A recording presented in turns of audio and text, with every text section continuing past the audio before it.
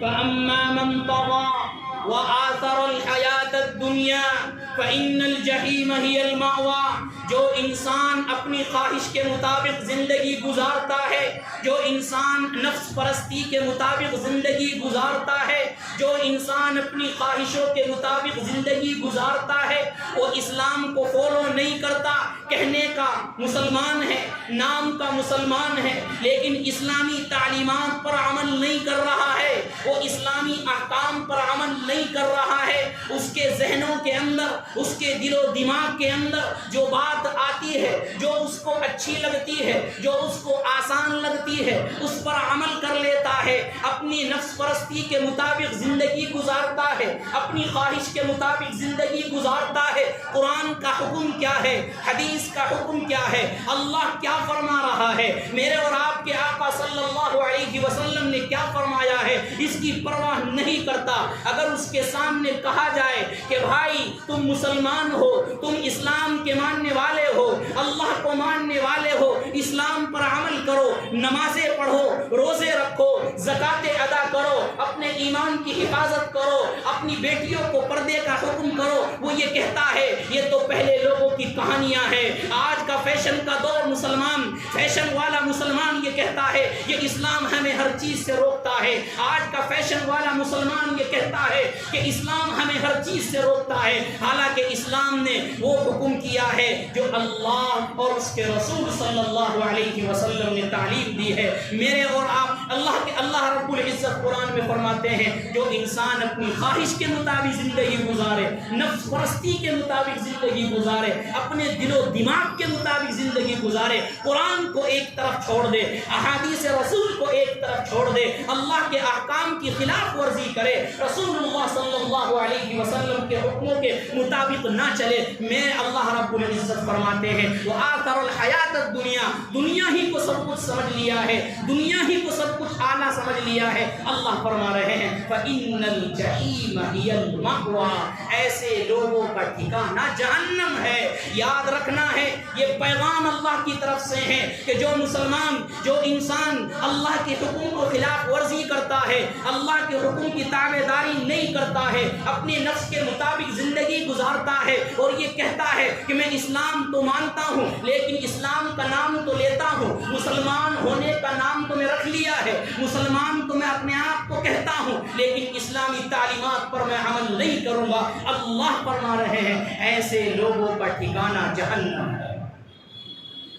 آج اس دور کے اندر اور اس فتنوں کے دور کے اندر، آزمائش کے دور کے اندر، اس امتحان کے دور کے اندر جہاں ایمان کو بچانا مشکل ہو رہا ہے، ایمان کی حفاظت مشکل ہو رہی ہے، ہم لوگوں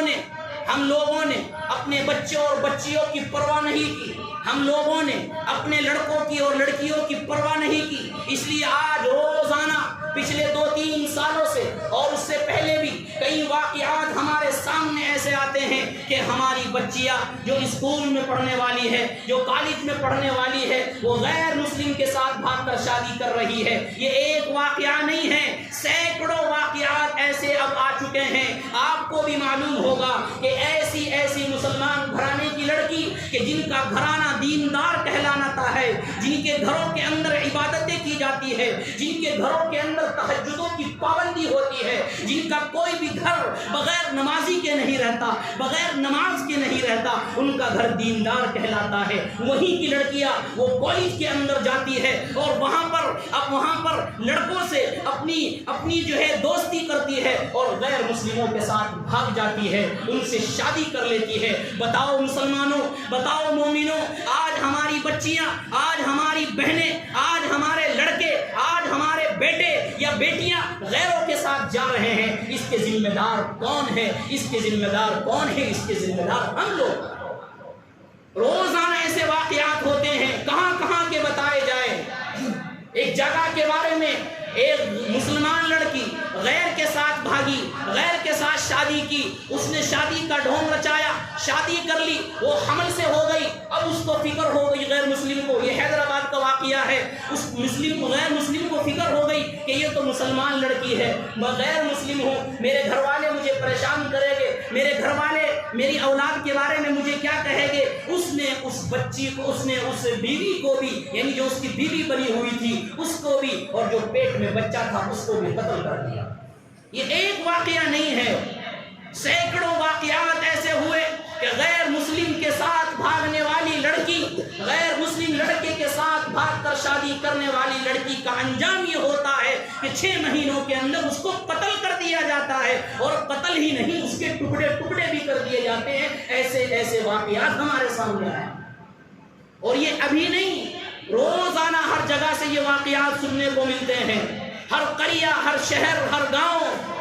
ہر جگہ یہ واقعات سننے کو مل رہے ہیں کہ فلاں کی لڑکی فلاں کے ساتھ بھاگ گئی، غیر مذہب کے ساتھ بھاگ گئی، غیر مسلم کے ساتھ بھاگ گئی، اور انجام کیا ہوتا ہے کہ چند مہینوں کے بعد پھر وہ گھر بیٹھ جاتی ہے۔ ماں باپ ہاتھ جوڑتے ہیں اور بیٹی کے سامنے گڑ گڑاتے ہیں۔ شاملی کا واقعہ ہوا ابھی 1 سال پہلے، غیر مسلم کی لڑکی مسلمان کے ساتھ بھاگ گئی، جیل کے اندر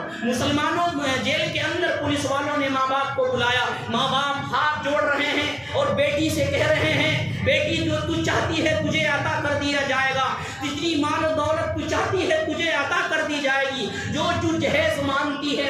ہے تجھے دے دیا جائے گا، لیکن اے میری بچی، اے میری پیاری بیٹی، میں نے تجھے بچپن سے پیار دیا، میں نے تجھے بچپن سے محبت عطا کی، میں نے تیرے اوپر غیر کا سایہ بھی پڑنے نہیں دیا، میں نے تیرے اوپر غیر کی نظر بھی پڑنے نہیں دی، 24 گھنٹے مجھے تیری فکر رہتی تھی، تو اسکول میں جاتی تھی میری نظروں کے سامنے رہتی تھی، تو آتی تھی میری نظروں کے سامنے رہتی تھی، تو گھر میں کیا کام کر رہی ہے میں تجھ کو دیکھتا تھا، تو میں تجھے بڑی پیار اور محبت کے ساتھ پالا ہے، میں تجھے کبھی مارا بھی نہیں، میں تجھے کبھی پیٹا بھی نہیں، میں تجھے پیار اور محبت سے پالا ہے۔ میری بیٹی، میری عزت کی پرواہ کر لے، اگر تو نے آج غیر مسلم کے ساتھ شادی کر لی، میری عزت کا جنازہ نکل جائے گا، لوگ مجھے کیا کہیں گے، میں لوگوں کے سامنے منہ دکھانے کے قابل نہ رہوں گا۔ لیکن اس کے اندر کیا بات تھی، اس نے کیا دیکھا تھا، اس نے اپنے ماں باپ کو ٹھکرا دیا، اور ماں باپ کو ٹھکرانے کے بعد وہ غیر مسلم کے ساتھ چلی گئی اور شادی کر لی، اور 6 مہینے کے بعد وہ دلہن بن کر گئی تھی،